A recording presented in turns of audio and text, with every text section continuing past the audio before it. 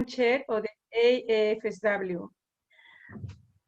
It is with great pleasure that the Associates of the American Foreign Service Worldwide warmly welcome you to an interesting conversation with Gina Wilkinson, author of the book, When the Apricots Bloom. Let's hear from Gina about her experience during her time in Iraq as a former Foreign Service spouse and her fascinating and enjoyable book. It is my pleasure to introduce to you our first Vice President, Anne Bayfield. She's not here yet. She's not here? Okay. So without further ado, it is my pleasure to introduce to you our moderator for today, Anne Kaslorish, AFSW Art and Book Fair Chair. Anne? Thank you, Sheila. Before I introduce our guest author, I'd ask you if you have questions for Gina, please put them in the chat box.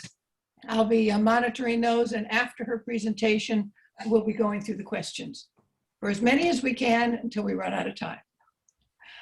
Gina began her travels at a really early age, like 6 months old. So she's been a globetrotter for her whole life. As an adult, Gina circumvented the world, not only as to do something for pleasure, but really for work, because she's a journalist. So she did this for the BBC, for NPR, for ABC, and she's also a documentary maker. So she's really been traveling and doing wonderful things. But in 2002, a new chapter in her life opened as she accompanied her husband to Baghdad for his work there with UNICEF. And this was, as you know, in the era of Saddam Hussein. So therefore, Gina could not practice her craft as a journalist. It would have been very dangerous to do so. So she became a housewife until she found a job with the UN doing aid work. After that, when she left Iraq, she wrote a book, a memoir called Between the Devil and the Dark Blue Sky. I looked it up. You can find it on Amazon. Today, she lives in Melbourne with her 2 sons and her husband and her Sphinx hairless cat, Obi-Wan. Do you think there's a Star Trek connection there? I wonder, or Star Wars, I should say. But you know, Gina, as I read your book, at times I just wanted to stop because the characters that I had become so interested in were having some bad things happening to them. But I also wanted to find out what's going to happen. So I read it all to the end. And of course, I was very happy that I did. But now it's time for you to discuss and for us to hear what you want to tell us about As Apricots Bloom. Gina? Oh, thank you, Anne. Thank you, Sheila. And thank you, everyone, for joining us here on Zoom today. It's great to connect with you. It's a real honor. As Anne said, I'll be happy to take any questions that you've got. But usually what I do first when I have sessions like this is I've got a little bit of a PowerPoint presentation, and it looks at where the fact meets the fiction in my novel. That'll probably take about 15 minutes or so, and then we can open it up and have questions, or if you have any comments or thoughts that you want to share, then we can dive right into that too. And I'll try not to, just in case any of you are planning on reading the book and haven't got to the end, I will try not to include any spoilers. So you should be able to safely watch. All right, so I've got this PowerPoint presentation, so I'm just going to share my screen and then get this underway. All right, here we go. All right, so as you can see, I've titled this Secrets, Spies and Friendship, where fact meets fiction, Iraq's amazing art scene, and a book market to blow your mind. They're all things that will feature in the book and actually featured in my real life. A few things to know about me. As Anne mentioned, I grew up in a lot of small towns in Australia, actually over here in Western Australia, very isolated part of the world. And I moved around a lot as a kid. And that kept going once I became an adult. So here you can see some of the places that I lived over the last 20 odd years. You can see quite a few dots over here in North America. I actually met my husband while I was living in Vancouver. And later on, we lived in New York. My oldest son was born there. And then more recently, we lived in Washington, D.C. That was just up until about less than 2 years ago, until we moved back to Australia, which is covered over here. And now I'm in Melbourne. But you can see a few of the other places that I've lived: Asia, Bangkok. I lived in Sri Lanka, Iraq, Baghdad, Amman, Brazil when I was an exchange student. And this is actually one of the few photos of me in Iraq. This was a pre-selfie era, and I'm not really one for selfies anyway, I've got to admit. Plus, I worked in radio, so there was no photographer hanging around. I was actually at the airport in Basra on that, so I thought I'd include one of my rare photos of me from Iraq. All right. This is my other member of my family, as Anne mentioned. He's our American family member, Obi-Wan. He hails from Delaware. He is a lover of all the fine things in life: wine, flowers, and there's usually a strong intersection between book lovers and cat lovers, so I thought I'd include him. And if you want to catch up with me afterwards, I'm often on Instagram, and Obi-Wan is definitely the most popular person or animal, I should say, thing that appears on my Instagram feed. So he's great if you've got cat allergies, completely hairless cat. All right, so that's enough about my background. I'll get to the book now and tell you a bit about where the fact meets fiction. So back in 2002, I was living in Bangkok, Thailand. I was a journalist there. I mentioned before that I met my husband while I was living in Canada. So he had moved from Canada to Australia to be with me. And then we moved from Australia to Bangkok for my job. I was working for Agence France Presse there for a while. And then in 2002, he was offered a job with UNICEF. This was his first permanent posting with the UN. And we thought, you know, he had followed me around for quite a while. It was sort of time for him to pursue his career. The big problem in that plan was, of course, Saddam Hussein. And in 2002, Iraq had been cut off from the rest of the world by international sanctions. And we were told actually to expect, this seems hard to believe now, a very uneventful posting. Someone even used the word expect to be bored. It definitely didn't turn out that way, and looking back now, it seems hard to believe. But at that time when we were offered that job, you couldn't fly in and out of Baghdad. There was a no-fly zone. There were very, very few foreigners, and Saddam Hussein kept an extremely tight grip on what happened in the country. So basically, very little was happening. And one of the problems for me was that Saddam Hussein didn't allow journalists to live in Baghdad, and even those that visited that was very rare. They were given government chaperones and confined to certain hotels, and then had to leave again after a few days. So I decided that I was prepared to put my job on the back burner for a while and move to Baghdad. And I've got to admit, even though I wasn't going to be able to practice my craft, the idea of going to Baghdad, you know, this is a country that's been in the news, in modern news, played a central role, a pivotal role in modern history, but also ancient history. And the idea of being able to live somewhere where no other journalist could go was sort of appealing, even though I wouldn't be able to practice my craft. So we decided we would move to Baghdad. Pretty much as we crossed the border, President George Bush gave his well-known axis of evil speech, and it soon became very clear that it wasn't going to be an uneventful posting, that actually it was going to be a very volatile situation. So, you know, what we were heading into and what we actually experienced were quite different, and I'm sure many of you connected to the Foreign Service have experienced that as well, that how quickly conditions can change in some parts of the world in terms of stability and safety. So very soon after I got to Baghdad, I was befriended by a local woman. And I later discovered that she was actually an informant working for the regime's secret police. And she was reporting back on who I met, where I went, what I did.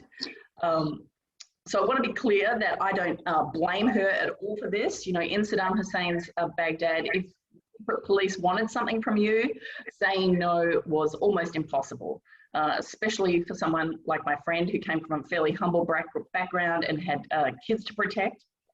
But throughout the years, you know, I always wondered, was there some truth to our relationship? Was it just an unpleasant duty for her? Or were we really friends in some sort of way? And I never really managed to resolve this question in real life. And I was still thinking about it many years later when I started writing this book, When the Apricots Bloom. And so one of the key characters in the book is the character of Huda. She is a secretary and she works at the Australian Embassy. She is the person who is called upon by the Secret Service to spy on her boss's wife. So when we meet Huda, I tried to imagine what it would have been like for someone like my friend for the first time, you know, that the secret police arrived at her door telling her that they wanted her to spy on friends and workmates. So that's the opening scene of the book, and that's the first character that we meet. The next character that we meet is actually an artist. Her name is Rania. So the story is told from the point of view of three women. The second woman is Rania. Rania is an artist, and one of the reasons that I chose to make this character an artist, it was my own real experience again in Baghdad, and that definitely fed into my inspiration. One of the things, you know, when I was asking what's it going to be like in Baghdad, I couldn't get any information. The internet was still, you know, in its early-ish years. There was nothing out there. I was a journalist, so I was used to researching. There was almost nothing to find on current situation. But I was delighted to discover that there were actually about 24 independent art galleries operating in Baghdad when I got there. And they were a real, I guess, lifeline for me in a way, because artists have always played this role in Baghdad, being, you know, a conduit between the outside world and the inside world. And that was true in ancient times. And it was also true when I was there. And so I spent a lot of time at art galleries. You can see here some of the artworks that were popular when I was there. Amr El-Obeidi, actually, I believe he lives in the United States now. He was quite prolific. There's Ismail Kayat. Here's a couple of works by a great artist, Lubna Musa, one of my good friends. She works in a lot of different mediums. This one is acrylic abstract. You can see a mosaic here. She has a website, Lubna Musa. You can check her out online. She's still practicing. This is a work by an artist, Widad Orfali. She's actually a trailblazing Iraqi female artist. She opened one of the first independent art galleries in Baghdad and had a huge influence on the art scene there. And this is Ismail Fatah, who was a real rising up and coming star when I was there in the art world. Unfortunately, he was killed in the violence that followed the start of the Iraq War. But, you know, there were all types of art and artists practicing in Iraq at that time. I've just included some of the ones that were my personal favorites, but you could find any type of art being practiced in Baghdad, all different styles of art, all different forms, sculpture. It was really a fantastic art scene. And so I wanted to show more than the negative side of Baghdad, because as many of you will no doubt have experienced, what you see in the media is often not the full story. And I wanted to show a rounder view of life in Baghdad and some of the more positive aspects. And also for me, you know, the art scene was a real lifeline socially, because a lot of my friends were afraid to be seen with me in public because they were worried that that would attract the attention of the secret police. But I could visit an art gallery and I could meet with my friends there, and we didn't have to worry quite as much.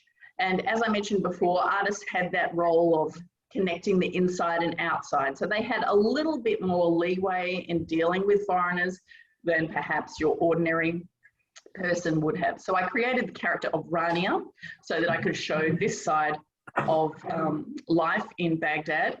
And Rania happens to be a childhood friend of Huda's, and they've been estranged for many years. And the diplomat's wife brings them back together.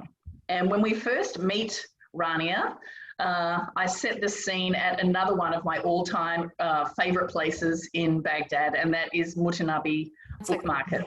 This is in the old part of Baghdad, a beautiful sort of Ottoman era street. You can see the Ottoman era columns here. The Tigris is not far away. It's a beautiful walking street. You walk down there, you can see any sort of book, multiple languages, you know, classics, paperbacks, textbooks. Amazing. It's just an amazing experience. You can see beautiful, rare books, Qurans. You know, I wrote an article for a travel magazine the other day, trying to imagine, you know, if in a you know, a better environment, if tourism could revive in Baghdad, where would people go? And I mentioned Mutanabi Market as one of the definitely the top pit stops for any book-loving tourist or anyone in general visiting Baghdad. It's just such a fantastic atmospheric street. And so we actually meet Rania here at Mutanabi Book Market. She's in one of the little bookstores that run in these little arcades that branch off the main walking street. And she is selling off the remnants of her father's once great library. You know, there was a lot of economic distress under the international sanctions that were imposed on Iraq, and many people had to sell off their belongings to get by. And Iraq has a very long history of you know, intellectuals, philosophers, academics, with beautiful libraries. So there were a lot of people that sold their books amongst other things, and that's where we meet Rania for the first time. Now, the third character is the character of Ali. She is the diplomat's wife. She's the person that Huda is called upon to spy on, to befriend and spy on. So a lot of people often ask if I am Ali and if Ali is me. I would say, you know, that we share some similarities, and of course there are also some big differences. Like Ali, you know, I was a journalist at the time. I had decided to put my career on hold so that my husband could, you know, start his career, I guess, with the UN. And like Ali, I also entered Iraq using under the visa category of dependent spouse, which is a terrible category. I don't know if that's the same one you have to use in the American Foreign Service, but yeah, I suddenly went from being you know, an independent journalist, a foreign correspondent, to being a dependent spouse. So I knew that Iraq didn't you know, allowed journalists in there, but I had done a few consultancies and short jobs for the UN. So I just wrote consultant in my visa form and crossed my fingers that they wouldn't look into the little wife. And, you know, it would have been easy to find out who I was. My name was all over the internet connected to my reporting, but I was correct. And that's the same thing Ali does. They didn't really check into me. And so I was allowed into the country. Or, you know, so I think they didn't check into me, but then again, I had a best friend who was an informant, so maybe they knew all the time. Maybe they were smarter than I thought. But we both use this method, I guess, to get into the country. But one of the big differences between me and Ali is that Ali's on a mission to find out about her mother, who was a nurse in Iraq in the 1970s, and her mum died when she was very young. So she goes around investigating what happened to her mother when she was in Iraq. I guess the big difference is I did not go around investigating sensitive matters when I was in Baghdad. I was very aware of the fact that I was under surveillance. In fact, before I went into Baghdad, my husband and I were given a security briefing in Jordan, and we were told to, you know, assume that our home would be bugged, our phone would be bugged, the office would definitely be bugged, and we were told if we wanted to have a private conversation, we should go for a walk outside where there was no power source for any sort of hidden microphone. So we didn't have any secrets You know, we didn't have anything that we were keeping from the authorities, but nonetheless, we still got our steps in, that's for sure. Just that feeling of knowing someone is listening in. You know, we definitely got our steps in Baghdad. And when I moved to Baghdad, initially I did feel some of that isolation that Ali feels and that paranoia. But unlike Ali, I pretty soon managed to find myself a job working for the UN. I actually got a job working with the Oil for Food program part-time. So there are some differences between us. That's another one. And I guess one of the things we share is that sense of, you know, that paranoia. I think everybody felt that Saddam Hussein was watching them all the time. Under Saddam Hussein, I wasn't allowed to carry a camera around, so all my photos were taken after the war. So here you can see some pictures of some of the monuments to Saddam Hussein. They've been defaced. This is the post-Saddam era. But there was a saying actually at the time that there were 5 million statues and murals of Saddam Hussein in Baghdad, one to watch over every person in the city. And it definitely felt like that. And if you read the book, Ali is quite often staring out the window of her house, and across the road there's a billboard of Saddam Hussein, and he's chatting on an old style rotary telephone. And I modeled that exactly on the billboard that was outside my own house. And I often engaged in staring matches with Saddam Hussein and his billboard. So, you know, he was a constant presence in our lives, but at the same time, it was completely taboo to say his name out loud. Local people would get very nervous if you said his name, because they'd worry that it would attract the attention of any informant that might happen to be in the area, or perhaps whoever was listening in on the hidden microphones would sit up and pay attention. So there was this weird disconnect between, you know, what you would see in front of your eyes, but what you were allowed to say. So, you know, there were a lot of things that we couldn't talk about. And I tried to put that sense of that disconnect and that sense of paranoia into the book as well. There's a fourth character in the book, I like to think, and that is the character of Baghdad. I'm sure many of you know that the area that Baghdad is located in is called, you know, often called the cradle of civilization. It's between the Tigris and the Euphrates River. And many of you probably know about I'm sure you do, the ancient history of Baghdad. You know, that was there, or that area around Baghdad, that's where they invented the wheel, the first legal system, the first written language, the first plow, all these amazing achievements that influenced, you know, global society were invented there. But there was a more modern part of Iraqi history that was very influential that I also wanted to talk about, and that is the golden years. And this is the 1960s and the early 1970s. As I mentioned earlier, Ali is looking into her mother's past. Her mother was a nurse in Iraq during the golden years. And this is a time when Iraq was considered, you know, the most cosmopolitan country in the Middle East. You could go to Iraq, visit Iraq as a tourist and eat at cafes along the Tigris. There were casinos. One of my friends tells me a story about how he used to go water skiing on the Tigris.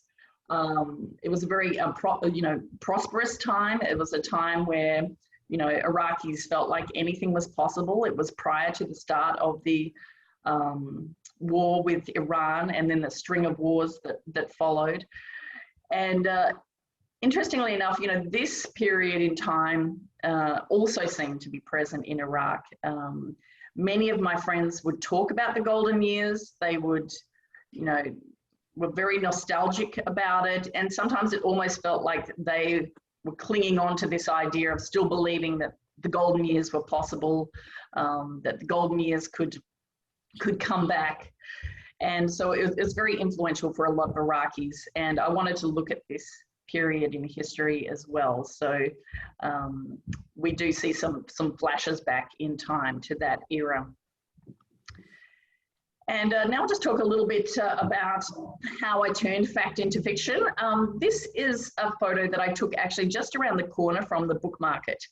And these little girls were getting ready to go to their aunt's wedding.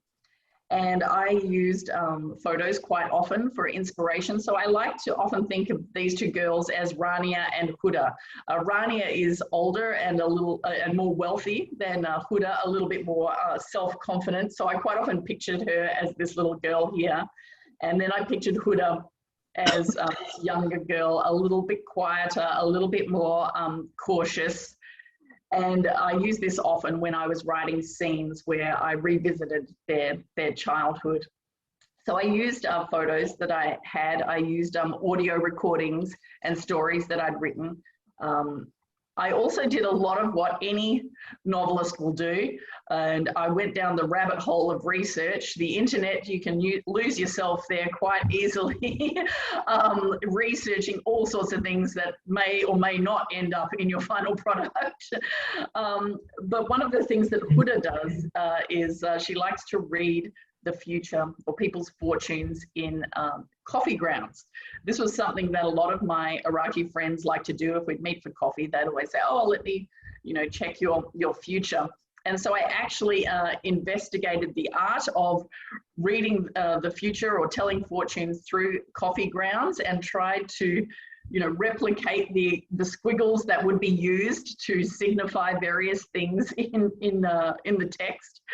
And yeah, that was actually quite a lot of fun.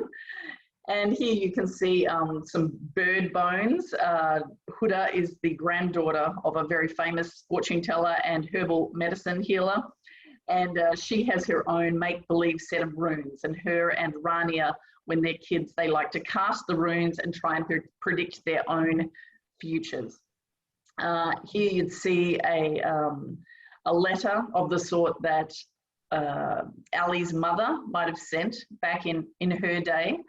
And I also did things like called up crop reports to make sure that I had the right plants in the right places, birding reports and surveys of which birds would be in which locations to try and get that sense of authenticity correct.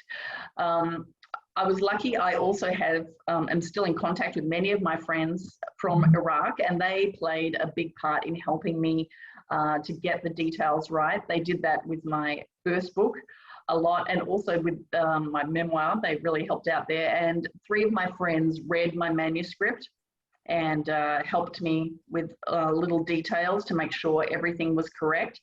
So they helped with fact checking. But I've also got to say that in addition to the things that I've mentioned earlier, they also were a huge inspiration in terms of the story.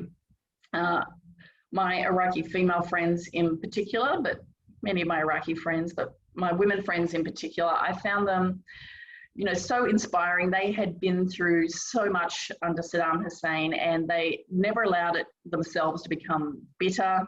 They weren't cynical. And, we went through some really tough times, especially after the start of the war. And they were a huge source of support for me personally, encouraging me to not give up when times got tough and to keep going. And I really wanted to inject that into my characters and to show that side of my real life experience in Baghdad, and to convey that sort of resilience that I found in my Iraqi friends, and to inject that into the characters and the plot. So, I hope that is something that readers find when they read the novel. So that's about all for my prepared remarks. You can see my website there if you want to stay in touch. I have a newsletter where I usually include a few more sprinkles about where the fact meets fiction, what I'm reading, other book news, the occasional shot of my cat. And like I said, I'm also on Instagram. You can find me there. All right, so I'm going to close my screen. And if anybody has any questions that they'd like to ask or anything that they'd like to share, please feel free. Well, thank you, Gina. Let me start off the questions, if I might. were any of the experiences of your characters in the book experienced by you? Yeah, you know, there were quite a lot of small things experienced in the book in different ways. I would say more they inspired it than being replicated. You know, there were things I used, for example, stories from my friends. In the first chapter, at the very beginning, when the secret police, the Mukhabarat, knock on Huda's door, she stops and rearranges the photos that she has on a little table near her front door. She's got a photo of Saddam Hussein that she keeps facing the wall. And when someone knocks on the door, she turns it around so she looks like a true patriot. That story was told to me by one of my friend's mothers. So I put that into the story. My driver kept a watch with Saddam Hussein's face on it in his glove box. And when we got to checkpoints, he would take it out and put it on his wrist. So, you know, I put that into the story. Other major events, such as the so-called election of Saddam Hussein, that happened while I was there, and he did release all the prisoners from the jail in celebration. That was probably actually worse and much more terrifying, my personal experience of that, than what was in the book. But, you know, I actually found in trying to go from being a journalist to a novelist that I think, you know, I'm going to put this real life thing that happened to me into here. I'd write it down, I'd read it back, and I think, you know what? Nobody is going to believe that happened. Because one thing I did discover, and some of you may have had the same experience, is that truth often is stranger than fiction. You know, it's a cliche. Sometimes cliches are there because there's an element of truth to them. And I definitely found that when I tried to shoehorn in events from my real life, they'd come across as being unrealistic. And I guess that's because real life is a lot messier than fiction. In real life, I found, you know, under extreme circumstances, people can do things that are very much out of character. You know, somebody who's extremely meek can become very courageous. Someone who's highly ethical can make a big mistake that, you know, you would not expect. But you can't really do that in a novel. You have to lay the clues beforehand. Even if you're going to have a surprising plot twist, afterwards it's got to look like, when the reader looks back, they're going to say, oh, how did I not see that coming? So, you know, I had to sort of go from not being completely bound by my own factual experience and being a bit more creative and thinking, you know, what else might happen in this situation? And I had a quote there earlier in the presentation, something about fiction is the lie that reveals the truth. And, you know, I feel like that actually, there is, you know, a lot of basis to that, and that journalists are trying to, or novelists are trying to take these crazy events that happen in your real life where you might not get closure, that they might not make sense, and try and stitch them into something that makes more sense, that reveals a bigger truth. So while there are a lot of little things in there that happened in my real life, you know, the plot itself is fiction. Right. Don't forget to use the chat box, folks, so that you can ask your questions. In the meantime, and you sort of answered this, but not exactly. Is Ronnie a sort of a composite of people that you knew in Baghdad? Yeah, that's right. Yeah. I knew a lot of artists, so I did sort of make a composite. I guess when I pictured her, I had in my mind one of my friends. Her home, her art gallery, is based on a place that I used to go in Baghdad that was quite well known, and was often a place, if you were going to find foreigners and Iraqis mixing, that would probably be, you know, your most likely bet. Quite well-known art gallery. It was actually run by a man, but in my case, I made it run by a woman. So yeah, it was a composite of various people, and a little bit of, you know, just inspiration. Okay. One question that let's see. I've got one right down here. Oh, Rosalia asks, is your book sold in Baghdad? You know, not yet as far as I'm aware, but there are some copies there. I sent my friend who fact-checked it some copies. They did make it. I was wondering how easy it would be to get it to him. But yeah, there are some copies there. You know, it's still actually the international publication is rolling out. It just was released in the Netherlands last month. It's getting released in the UK in the next couple of months, and Romania and a couple other European countries. But you know, someone else asked me that question in an earlier, a different session, and I said, yeah, I'm going to have to get my agent Heather, who I think is here with us. I'm going to have to connect with her and ask her if anybody has approached the publishers in the Middle East about that. Heather might know better than me. I think they usually, with books, they usually wait and see how it does in its prime market before they start selling it to, you know, into translation. But I would love to see that. You know, Baghdad is a huge book-loving city. So if my book ever ends up on Mutanabi Market, I would be extremely gratified. I see, here's an answer from Heather. We have approached countries all around the world. Middle East is always a hard market. There you go. Oh, true. One question, another question I had is, when did you discover that your friend was an informant? Was it before, after, or during the time you were there? Yeah, actually, I discovered that while I was there. You know, I had my suspicions, mainly because my friend was willing to be seen with me so often in public when none of my other friends were, to have me over to her house frequently, whereas my other friends would apologize to me and say, you know, I would love to have you over, but I'm scared of what might happen. But when I shared these thoughts with my husband and a couple other close foreign friends, they told me I was being paranoid. In places like that, you can never be too paranoid. And then after the war, she came to me and told me she had lost her job. I knew her boss very well, so I went to see him and I said, you know, what's going on? This seems crazy. She speaks great English. You've got all these foreigners coming through the door. Why would you get rid of her? And he told me that she had actually been outed by the other local staff as one of the key informants working in the office, and that they were refusing to work with Iraqis that they saw as collaborators. You know, that changed.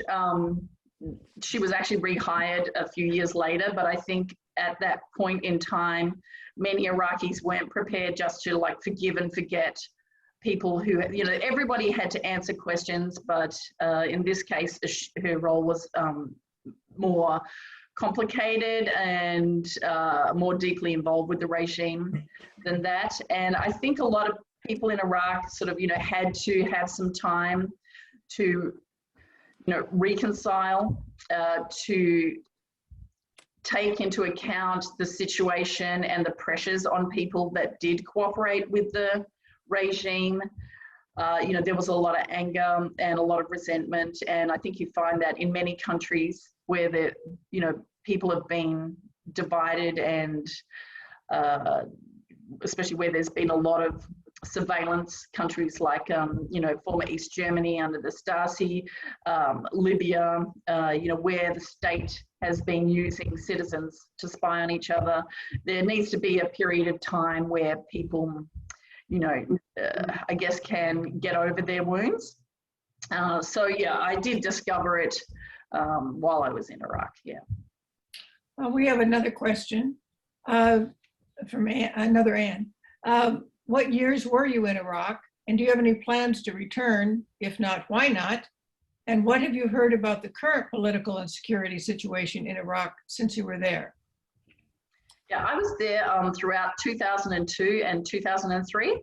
So that was the last year of Saddam Hussein's rule and the first year of the coalition's presence in the US, so in Iraq. So it was, you know, quite a pivotal time, a time of amazing and quite, I guess, frightening change. I would love to go back to Baghdad. Yeah, that would be great. I feel sometimes like I lived in Southeast Asia for a long time, and I often ran into American servicemen who were revisiting Vietnam to sort of, I guess, resolve things for them and have a sense of closure. And I feel like perhaps I could experience something similar. And I also still have good friends there who I'm in contact with. So I would like to go back, but at the moment, it's definitely not possible. I believe it's still on the list of countries you should not visit. You have to operate from the green zone there. But the current situation, from what I hear from my friends, I guess COVID has also complicated things, but most of my friends are still very concerned about, for example, finding a job where they can work remotely. This is even apart from COVID, so that they don't have to leave their house. So, it is a lot more of a volatile situation than it was under Saddam Hussein, a lot more dangerous for ordinary people. Many people, many of my friends eventually left the country and sought asylum. Those, I guess, who had the means to do so, most of them have done that. Also, things like hospitals and so on are really barely functioning. So that also forced a lot of people to leave. One of my friends, she definitely was not a lover of Saddam Hussein, but she's a very patriotic Iraqi. Her family actually just moved, mainly because her mother is getting old and she's quite sick, and they just couldn't get the medical care there that they needed. So, the situation on the ground is still very dangerous, unfortunately, and quite unstable, yeah. When Saddam Hussein was first overthrown, was there a mood change amongst the public? I mean, now it's sort of the after effect, and now it's the danger and reality of what happens when that structure goes away. But what happened when he was first overthrown? I think there were two different feelings there from what I gathered from my Iraqi friends. There was a lot of relief that he went, but there was also a lot of surprise that he went so easily. Many of my Iraqi friends were expecting him to fight to the death, and instead, it all ended fairly quickly.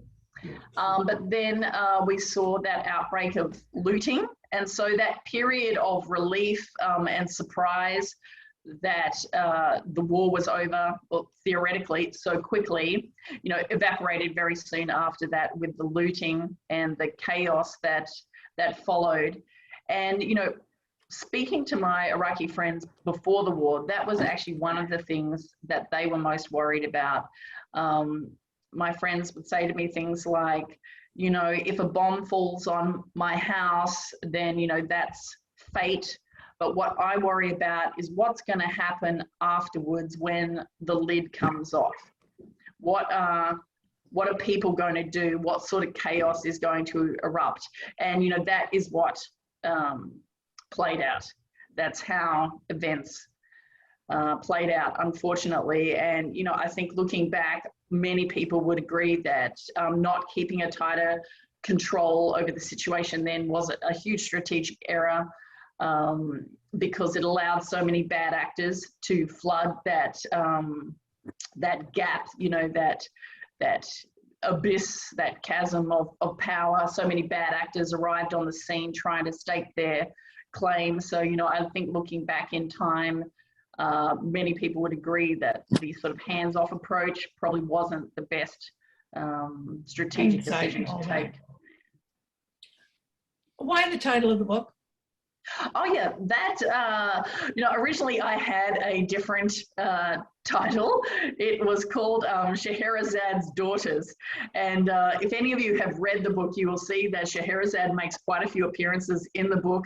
She is the narrator of the 1001 Arabian Nights. She, a lot of us know the individual stories, Ali Baba and so on, but there was a structure to those stories, and the you know, the history of that is that Scheherazade was married off to a very ruthless king. He had had 100 wives already, but he was so nervous about his own manhood, I guess, that he would murder his wives the next day after their wedding to ensure that they remained faithful to him. So Scheherazade was a great storyteller. So she would start a story and she would not end it. She would end it just before the end of it. She'd end her, you know, narration and say, "I'll tell you the ending of the story tomorrow." So he would keep her alive to hear the ending of Ali Baba or Sinbad the next day. And through that, over time, she gained his trust. So I called it Scheherazade's Daughters because I felt like many of the characters were telling tales and inventing stories in order to stay alive. And in the book, I also talk about the statue of Scheherazade being one of the few statues that sort of survived Saddam Hussein, that weren't replaced by Saddam Hussein. And there is actually a statue of Scheherazade. I used to see it quite often when I would walk to UNICEF. I used to pass by it. But I changed the name mainly because Scheherazade is extremely hard to spell and also hard to read out loud. And the practicalities were that people probably would have a hard time finding it, might be embarrassed to go up to the counter and say it out loud. So I went for When the Apricots Bloom. It's actually an Arabic saying, and it sort of means a very fleeting opportunity or a very slim and difficult thing to achieve. So it's a much more graceful way. You know, Arabic is a beautiful language. It's a much more graceful way, similar to saying When Pigs Fly or A Snowflake's Chance in Hell, but obviously much more lovely. So we went with When the Apricots Bloom. There's actually a scene where Huda's secret police minder is pressuring her for information that she doesn't have or is unwilling to give. And he says, you know, in a different situation, we could wait till the apricots bloom, but, you know, you have to supply what I need. So that's where that title came about. And one of the ladies also had an apricot dress, as I recall. What's that, sorry? One of your characters was in a dress that had apricots on it. Yeah, yes. I put the motif in there a few times. Yeah. Yeah, there was some apricots in the backyard. Someone was wearing a dress, color of apricot, yeah. You went through all these experiences in Baghdad, but what brought you to the point where you just sort of had to write the book, or you wanted to write the book? Yeah, you know, I was living in Washington, D.C. then. I had just moved to DC. Both my kids were finally in elementary school, so I had a little bit more free time. I didn't have a working visa at that time. I got one later, but I didn't have one at that moment, and it just seemed like the perfect opportunity to start writing about this, you know, friendship, I guess, that inspired it, that I have continued to wonder about in the years that followed. And I guess I just thought it was a great plot or story idea, these different women and the secrets that they have, how they survive in this situation. And, you know, as a war correspondent, as a journalist who's worked in a lot of different stressful situations, I'm always interested in how people respond under pressure. You know, do they capitulate immediately? Do they try and negotiate some sort of compromise, or do they just dig in and refuse to do it? So I wanted to look at how people, the characters in the story, dealt with the different pressures that were upon them. And I guess I also wanted to show, you know, some of the similarities in our lives. You know, people would often say to me, oh my gosh, you know, that must have been such a, you know, strange existence. And it was in some ways, but in some ways it was also very normal and everyday. Many of you probably have had that experience too of you know, the normality of life and also of the things that we share. So I tried to inject you know, scenes from the domestic life of my characters that women all over the world are probably going to relate to. You know, Huda is always going on the diet bandwagon and failing. You know, this is something that many women around the world can probably relate to. They have rebellious teenagers. They are trying to juggle work and home life. So these are issues that women all around the world are facing. And, you know, I feel like we are so divided at the moment and becoming more divided. And I wanted to show, you know, some of the things that unite us. And there's some of the common experiences that we have. And, you know, we might bake our bread in different ways. We might pray in different ways. But, you know, the important things are often the things that we share. And I also wanted to show that side of life in Iraq. But, you know, I guess it's also something that artists are driven, or novelists are driven to do. It's not like you're going to make a fortune out of it. You spend a long time in a room on your own, rewriting the same sentence 25 ways with no guarantee that anyone, apart from my poor spouse, would ever read it. He's read it quite a few times, or at least the versions leading up to the final version. So, you know, I feel like it was something that I had to do and get out of my system in a way, that story. Yeah, so that's the situation I was in when I wrote it. Well, I think we have time for 2 more questions at least. And the question is, do you talk about your experiences with the UN food program in your book?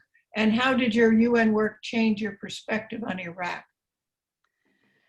Yeah, I guess, you know, I learned a bit. I definitely got to see more of Iraq thanks to my connection. I was working with the Oil for Food program, but I also did some consultancies for the UNDP, and my husband was working with UNICEF. So I used to tag along whenever I could when people from UNICEF, usually not him, but other project officers would go and visit sites. I would tag along if I could. So I got to visit schools where UNICEF was, you know, rebuilding, for example, bathrooms and water and sanitation. You know, so kids would have safe drinking water at school, rebuilding classrooms. I would visit health centers where vaccination programs were underway, things like that. So I got to meet a lot of Iraqis, ordinary Iraqis, through those various projects. So that was a good, you know, insight for me, or a good connection that I could make with the community. Yeah, how did it change my perception of Iraq? I'm not sure how much. I guess those visits, you know, showed me what was really happening in Baghdad, but it was still, you know, people had to be very careful about what they would say to me, no matter where I was. That sense of self-censorship was everywhere, and that didn't really change, you know, no matter where I went. But, you know, it was interesting also, you know, I guess I learned more about the UN and the differences between the UN. You know, often people are like, oh, the UN. And there's, of course, 2 very different parts of the UN. There's the UN Security Council, which is the governments from around the world.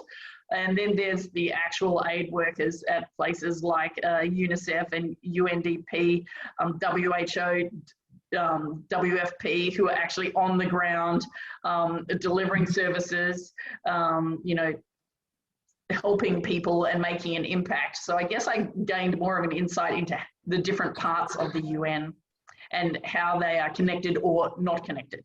And I actually wish that was something that more people around the world knew about, because they're 2 different, very different parts of the UN. There's the political government side, and then there's the actual aid and development side, which are, you know, chalk and cheese, really. And there's one about publishing. Did you have trouble finding a publisher? Oh, yes. It's not easy to find a publisher. you know, it was quite a long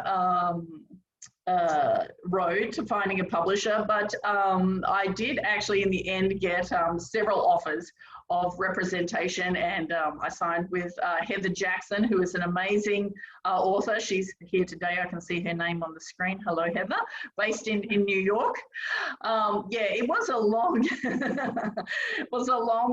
road.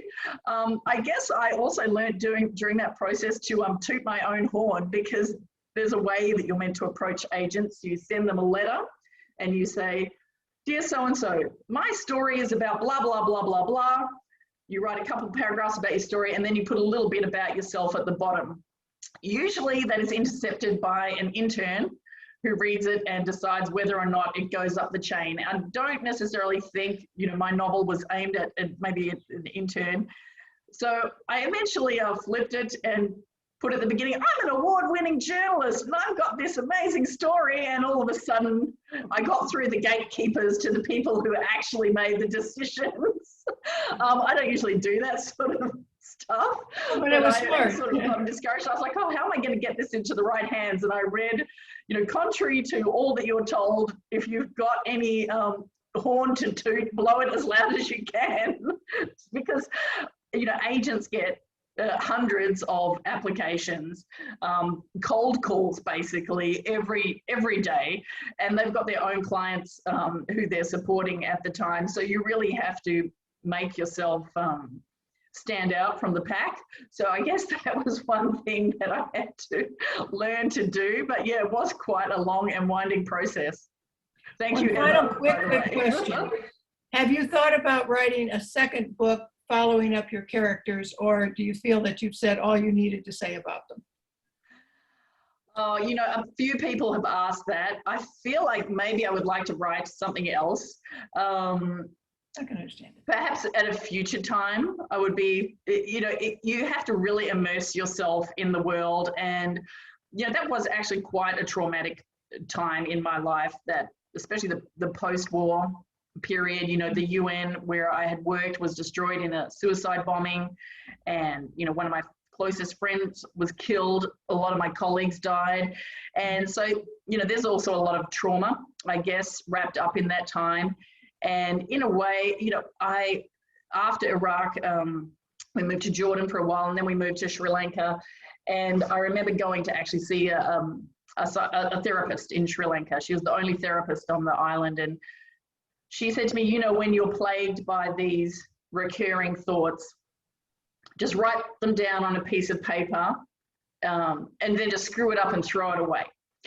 And surprisingly effective in the short term. I was very skeptical, but it was actually pretty good. If in the middle of the night I couldn't sleep, I would get up and write it down and throw it away. I don't think it's a long-term solution, but, you know, it was good in the short term. But I think it was like a good way to connect the dots and to perhaps explore things that I didn't get to resolve in my own life, even if just in an imaginary fictional way. But yeah, a few people have asked if there would be a sequel, maybe in the future, but I'm actually working on a couple other ideas. So for now, you have closure with that, and that's fine. But listen, Gina, thank you so much for joining us today.